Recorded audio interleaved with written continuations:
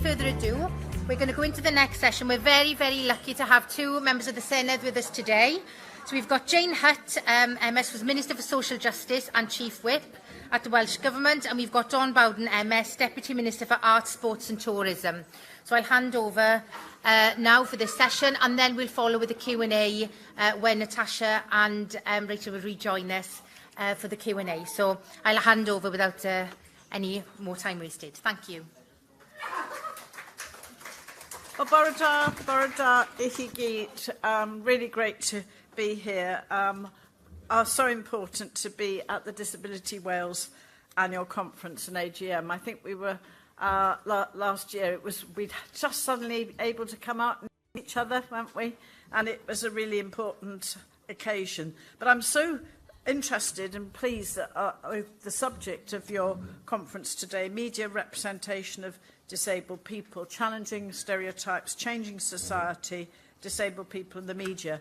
And so we've got my colleague and friend Dawn Bowden, who's going to be particularly focusing on that as Deputy Minister for Arts, Sports and Tourism.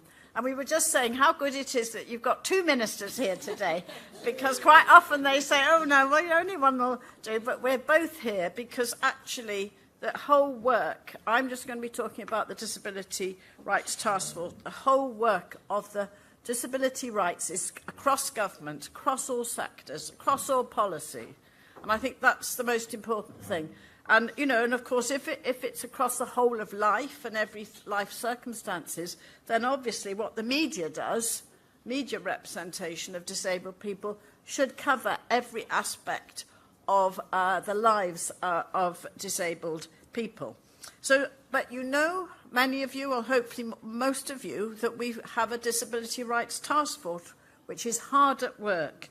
We're looking at putting in place interventions to help shape how the media representation of disabled people evolves from one dominated by stereotypes to one where each disabled person is seen to be the individual they are. And I think it is important to mention the impact of coronavirus, the COVID-19, the fact that we've got an ongoing COVID inquiry, news of which, of course, is on our television screens every day. There's no question that disabled people were the most affected by the pandemic. 6 in every 10 UK COVID-related deaths were disabled people. However, many of these deaths were not the inevitable consequence of impairment, but were deeply rooted in socio-economic factors and their resulting inequalities. So that led to the commissioning and publishing of the groundbreaking Locked Out report. And the report brought the stark inequities being faced by disabled people into sharp relief. The report also resulted in the creation of the Disability Rights Task Force, which I co-chair along with Professor Debbie Foster.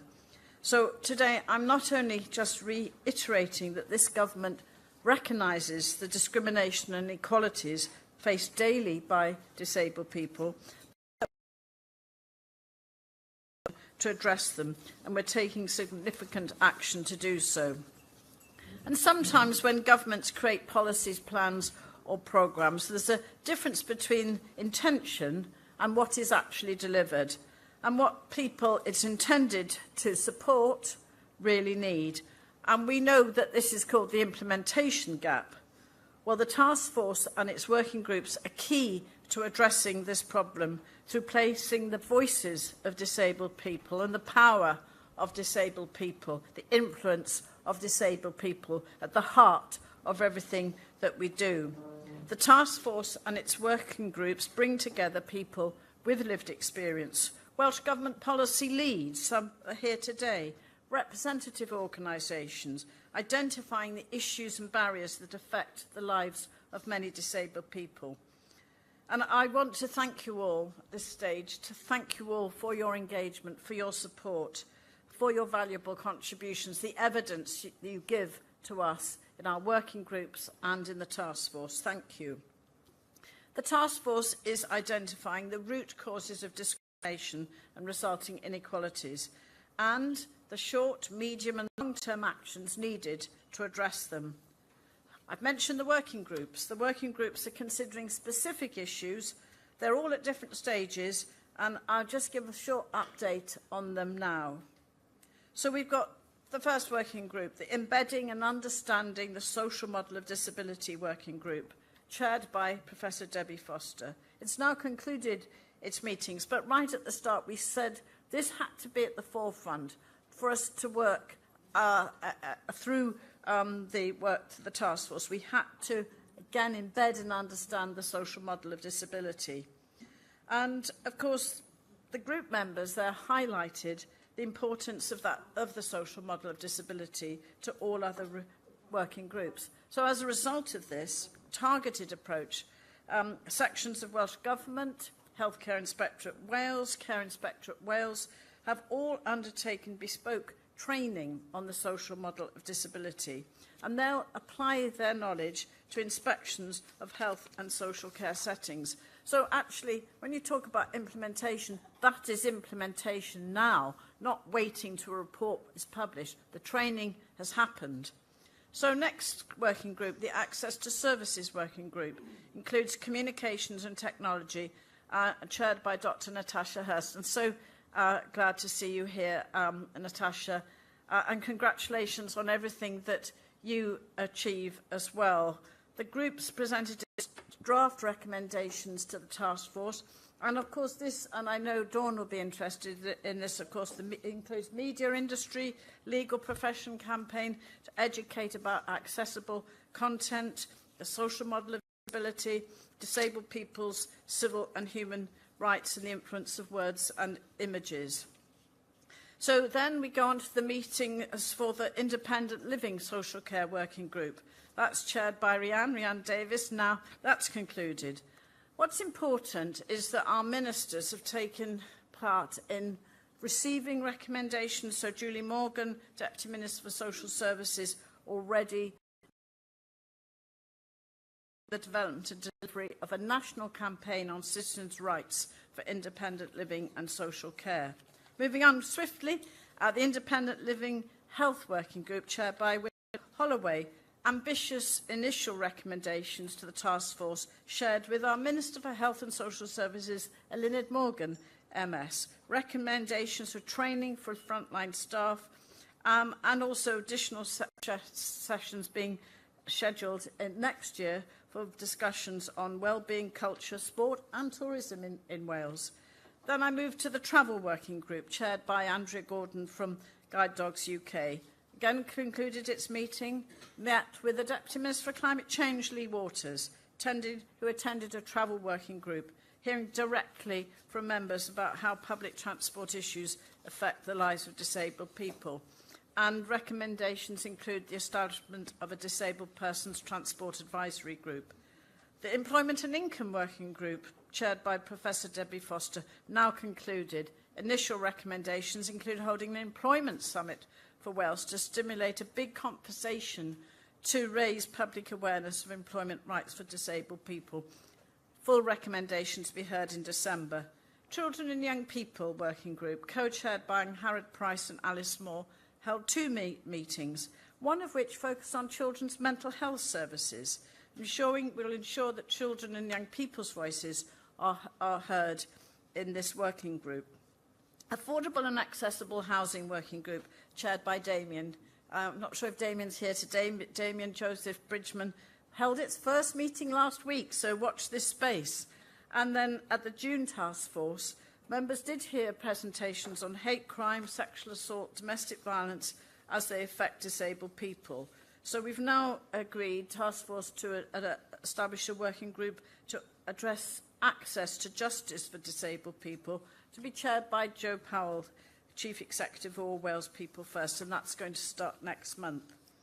So I think the output, as you can see already, of the Task Force and its working groups, co-produced, that's crucially, across Government Disability Rights Action Plan. It'll be published for consultation next year. And also, we won't, as I said, we're not waiting for this. We are already implementing, and it's influencing policy, government, every step of the way.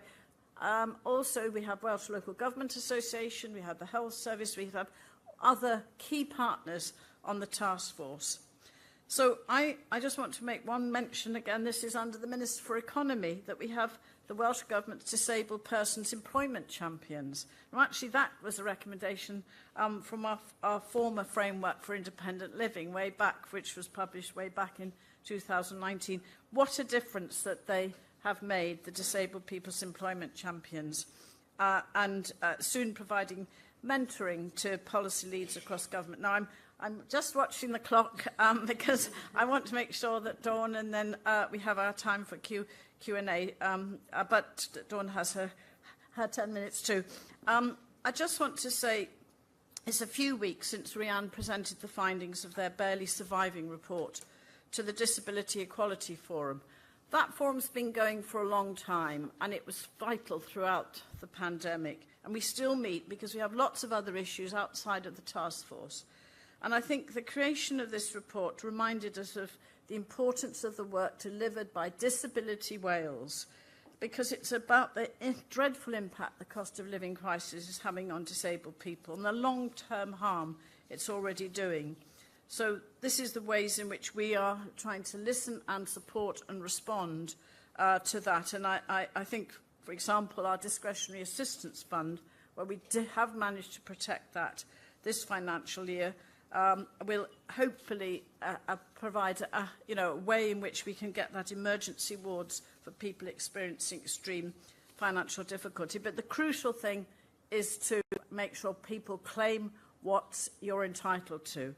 There's still a long way to go, but our Claim What's Yours advisors are reaching out and ensuring that people can claim the benefits they're entitled to. And we've recently approved additional funding to keep 7 Claim What's Yours advisors in post until next March. So we're here with you today to listen and learn, as we always do. We're working together, so we see each other on so many occasions, but I'm absolutely delighted to be here at your annual conference and AGM to embrace and applaud the work of Disability Wales and all your partner organisations. Diolch yn fawr.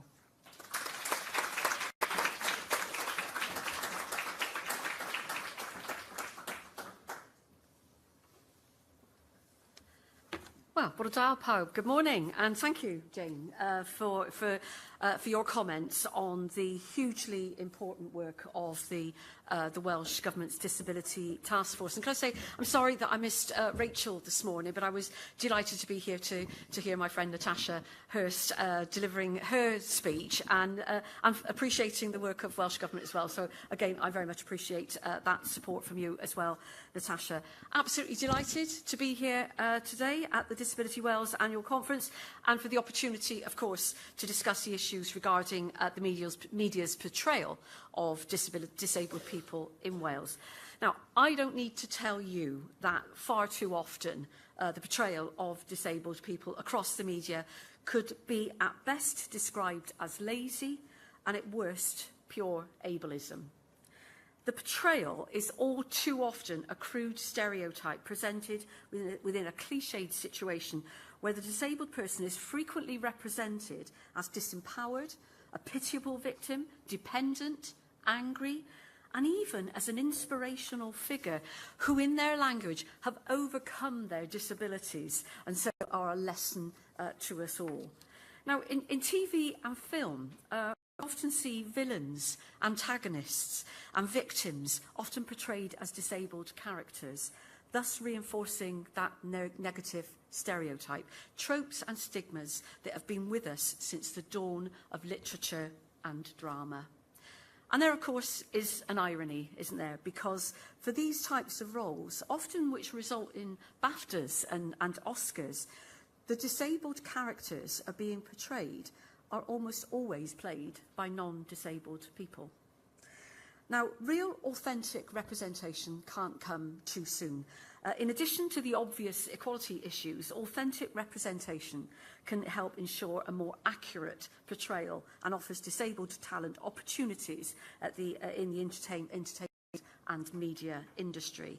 And while there's undoubtedly been some improvements, there's still a shortage of famous disabled role models across our media.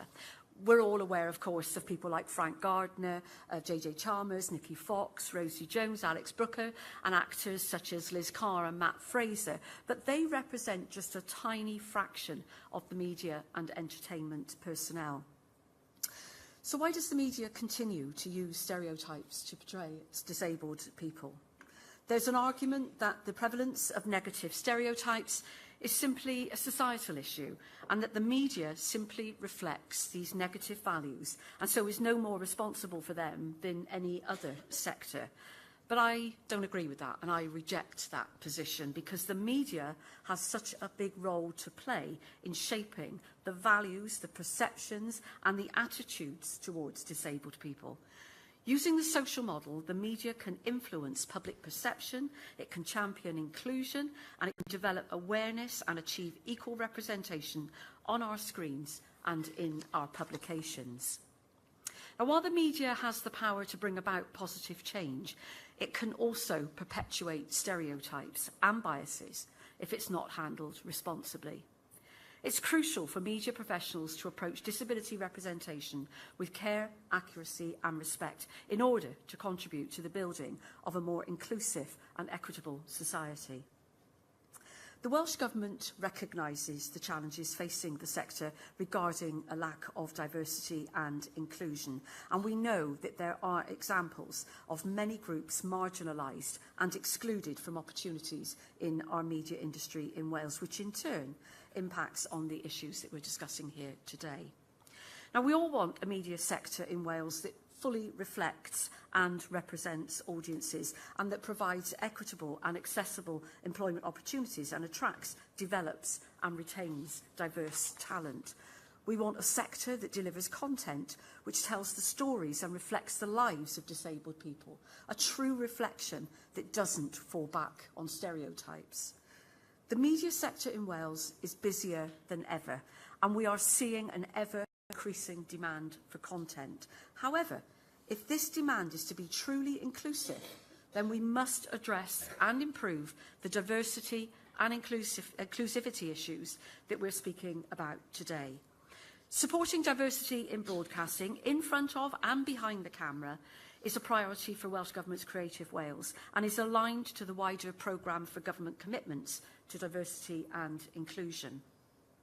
Our aim is to support the provision of content that authentically portrays life across the whole of the UK, and provision of a diverse and inclusive media workforce with appropriate representation from all communities. It's also one of the priorities of our 3-year Creative Skills Action Plan, Improved Diverse and Inclusive Recruitment, with an aim to develop a creative workforce which reflects everyone. The Action Plan commits to support and enable media companies and workforces to instil equality, diversity and inclusion strategies that deliver measurable improvements, and to support measures to remove barriers to progression and upskilling opportunities for all marginalised groups. It also commits to support measures to work with underrepresented groups, including disabled people, and to increase awareness of career opportunities within the creative sectors. We're working with broadcasters on joint initiatives, including Culture Connect Wales, bringing together Creative Wales, BBC Cymru Wales, ITV Cymru, Channel 4 and S4C, to increase opportunities in film and TV for diverse communities in Wales. Our agreed Memorandum of Understanding with the BBC and S4C also sets out how we intend to work jointly on these priorities, and it's a key feature of our ongoing discussions. We're working with ITV Cymru Wales on their support for training placements and apprenticeships through Skill Cymru, which includes support for disabled people. And we are regularly raising this issue at a UK level, liaising with Ofcom and the UK Government to ensure that these priorities are reflected at a national level, as well as work being taken forward to ensure a fit-for-purpose regulatory framework for a modern public service media. Initiatives such as Refocus, which is funded by Creative Skills, is an experiential learning disability inclusion training programme for the screen industry, and will aim to address the chronic shortfall in the representation of individuals with learning disabilities on screen. portrayal is considered from the outset of a production and not as an add-on or an afterthought. It can be delivered by actors with learning disabilities, and the sessions reflect everyday scenarios, providing real-life examples from situations on set, in post-production and during the development process of a screen project.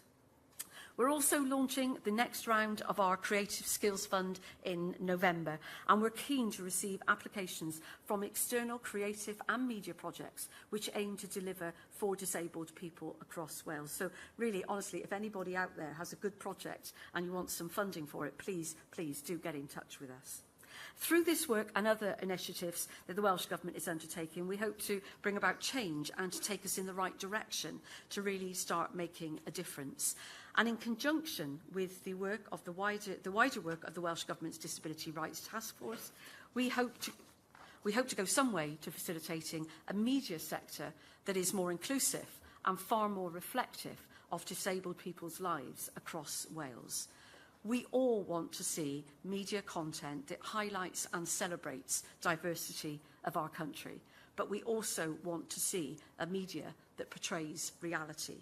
So the Welsh Government is committed to making that happen, and I certainly look forward to continuing that work in this area in the coming months and years, and I really hope that you have a great conference for the rest of the day, and appreciate very much the opportunity to be invited here and to speak to you today, and hopefully Jane and I can answer some of your questions with Natasha and Rachel in a few moments. Thank you very much. Diolch yn fawr.